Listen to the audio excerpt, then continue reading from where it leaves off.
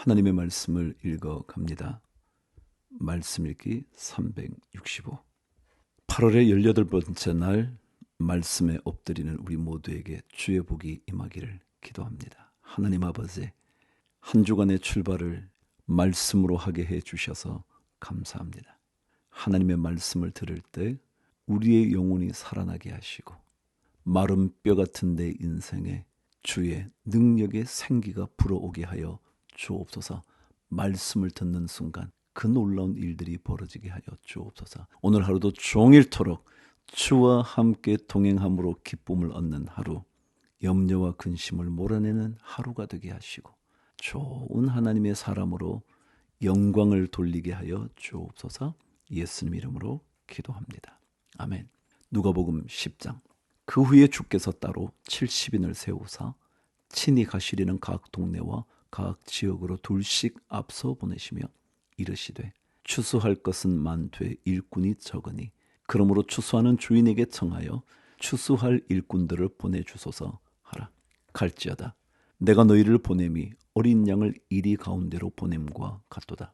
전대나 배낭이나 신발을 가지지 말며 길에서 아무에게도 문안하지 말며 어느 집에 들어가든지 먼저 말하되 이 집이 평안할지어다 하라. 만일 평안을 받을 사람이 거기 있으면 너희의 평안이 그에게 머물 것이요 그렇지 않으면 너희에게로 돌아오리라. 그 집에 유하며 주는 것을 먹고 마시라. 일꾼이 그 삭을 받는 것이 마땅하니라. 이 집에서 저 집으로 옮기지 말라. 어느 동네에 들어가든지 너희를 영접하거든 너희 앞에 차려 놓는 것을 먹고 거기 있는 병자들을 고치고 또 말하기를 하나님의 나라가 너희에게 가까이 왔다 하라. 어느 동네에 들어가든지 너희를 영접하지 아니하거든 그 거리로 나와서 말하되 너희 동네에서 우리 발에 묻은 먼지도 너희에게 떨어버리노라. 그러나 하나님의 나라가 가까이 온 줄을 알라 하라. 내가 너희에게 말하노니 그날에 소돔이 그 동네보다 견디기 쉬우리라. 13절. 화 있을진저 고라시나 화 있을진저 벳세다야. 너희에게 행한 모든 권능을 두로와 시돈에서 행하였더라면 그들이 벌써 베옷을 입고 제에 앉아 회개하였으리라. 심판 때에 두로와 시돈이 너희보다 견디기 쉬우리라. 가버나움아 내가 하늘에까지 높아지겠느냐 음부에까지 낮아지리라. 너희 말을 듣는 자는 곧 내 말을 듣는 것이요 너희를 저버리는 자는 곧 나를 저버리는 것이요 나를 저버리는 자는 나 보내신 이를 저버리는 것이니라 하시니라. 고라신과 벳세다는요 갈릴리 북쪽 지역에 있는 도시들이에요.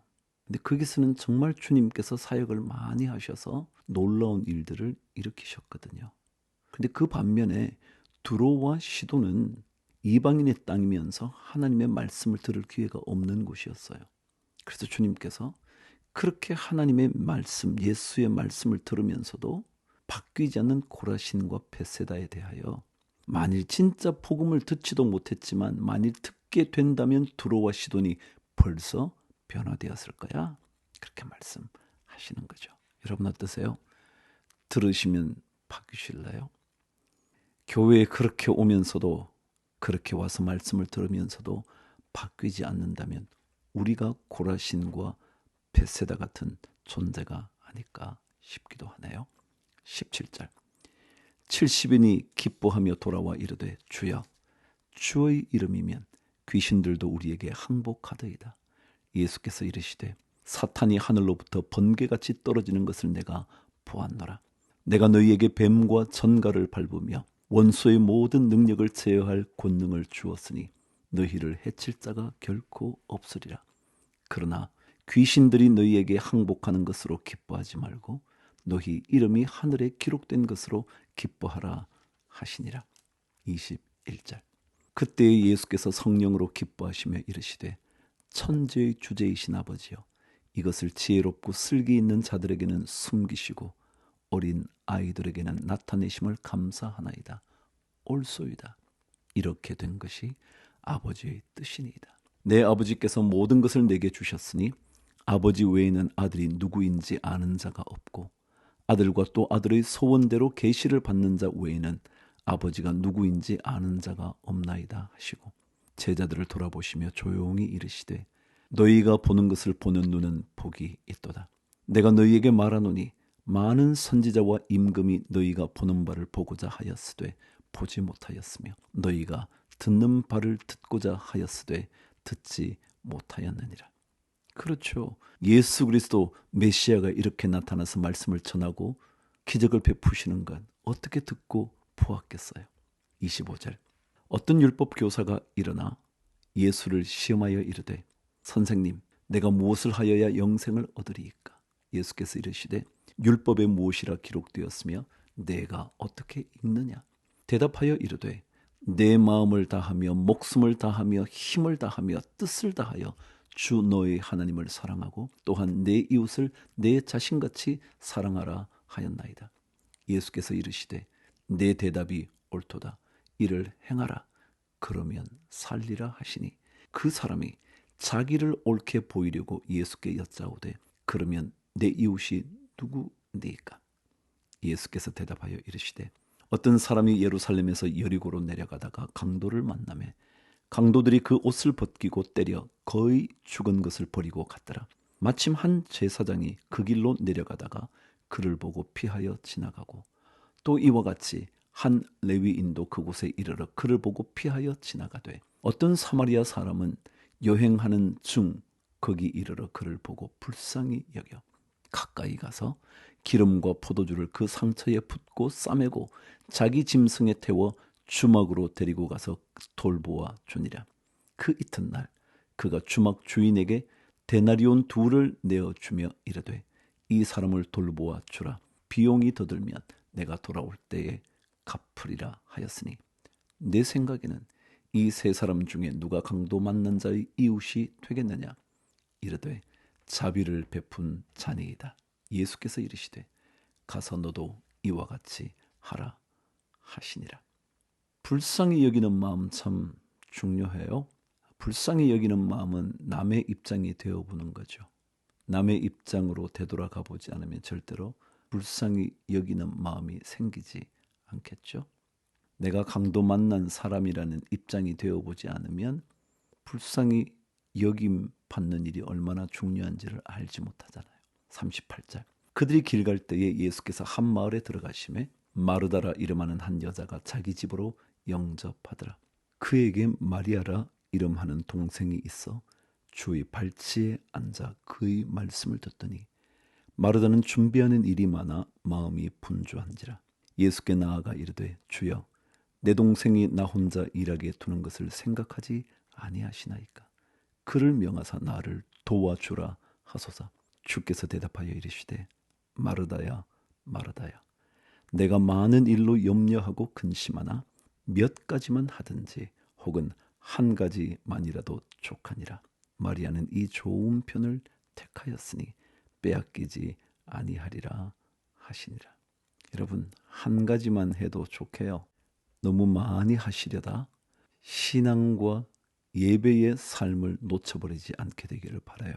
봉사의 마음 가져야죠. 섬기지 않는 자가 어찌 섬기는 삶을 이해나 하겠어요? 그러니 섬기는 마음이 이때 지나치게 하지 마세요.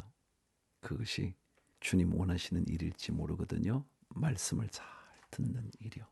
이사야 9장. 전에 고통받던 자들에게는 흑암이 없으리로다. 옛적에는 여호와께서 스불론 땅과 납달리 땅이 멸시를 당하게 하셨더니 후에는 해변 길과 요단 저쪽 이방의 갈릴리를 영화롭게 하셨느니라. 흑암에 행하던 백성이 큰 빛을 보고 사망의 그늘진 땅에 거주하던 자에게 빛이 비치도다. 주께서 이 나라를 창성하게 하시며 그 즐거움을 더하게 하셨으므로 추수하는 즐거움과 탈취물을 나눌 때의 즐거움같이 그들이 주 앞에서 즐거워하오니 이는 그들이 무겁게 맨 멍에와 그들의 어깨의 채찍과 그 압제자의 막대기를 주께서 꺾으시되 미디안의 날과 같이 하셨음이니이다. 어질의 싸우는 군인들의 신과 피 묻은 겉옷이 불에 섭같이 살라지리니 이는 한 아기가 우리에게 낳고 한 아들을 우리에게 주신 바 되었는데 그의 어깨에는 정사를 메었고 그의 이름은 기묘자라, 모사라, 전능하신 하나님이라, 영존하시는 아버지라, 평강의 왕이라 할 것임이라. 그 정사와 평강의 더함이 무궁하며 또 다윗의 왕좌와 그의 나라에 군림하여 그 나라를 굳게 세우고 지금 이후로 영원히 정의와 공의로 그것을 보존하실 것이라. 만군의 여호와의 열심히 이를 이루시리라. 한 악이 미래의 어떤 왕의 탄생과 관련된 얘기겠죠. 근데 이것이 바로 예수 그리스도를 예표하고 있는 얘기라는 거 아시죠? 그래요. 그분은 영원한 하나님이시죠. 평강의 왕이시죠. 샬롬. 그분에게는 의로움이 있죠. 왜냐하면 우리의 죄를 사하시는 분이시거든요. 8절.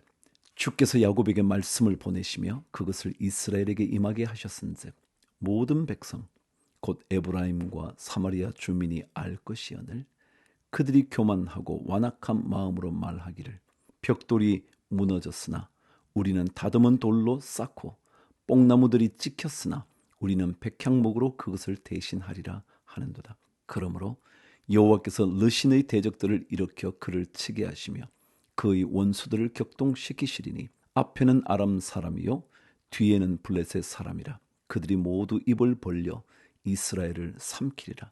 그럴지라도 여호와의 진노가 돌아서지 아니하며 그의 손이 여전히 펴져 있으리라.